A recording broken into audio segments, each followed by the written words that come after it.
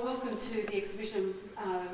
Really delighted to have your work here. I think it's such a gutsy, fantastic work. You can't just walk past without stopping and having a good look. And I was very intrigued by the title that you gave it, Master Blaster. Well, thanks, Barbara. It's great to be here from the wilds of Cobar into the metropolis of Sydney once again.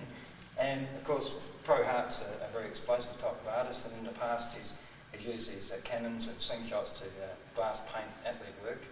But in this case, Pro himself became the object, became the projectile.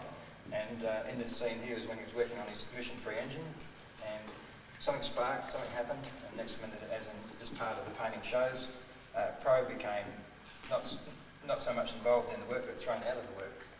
And he was knocked through the air and was very worried that he only just missed his dog by a few metres. So that's why I called it Master Blaster. And, I'm sure he really got a blast out of the work. So who are your other influences?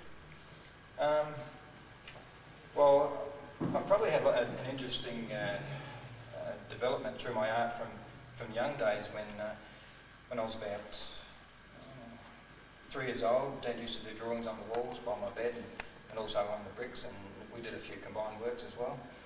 And then Mum gave me a set of safe swallowed paints when I was about 5, and so I tried them out and produced an involuntary type work on the butcher's paper with the paint, and then she gave me a set of textures after that. And then at high school, during an art class, I produced quite a regimental landscape painting and took it up to the teacher of the world-travelled Mr. Lamb, the superior art teacher, and he said it was very boring and gave it back to me, and so I went back and I destroyed the work in every way humanly possible and threw it on his desk, and he gave me credit for it. And he said it was primeval emotion unplugged. And then he started taking me on art tours around Adelaide and got me to do a combined mural with another fellow from school. And so that was a strong influence in my life too. And in later years I accidentally met Pro Hart, and he's pushed me along ever since, been an inspiration. And the first time I met him, I was there till 3 a.m. in the morning. He was showing me his gallery and showing me that many things that my mind was just about blown. And so he blasted you as well? He blasted me as well. And then he also gave me the term of the naive or the modern primitive artist, and it's sort of stuck since then.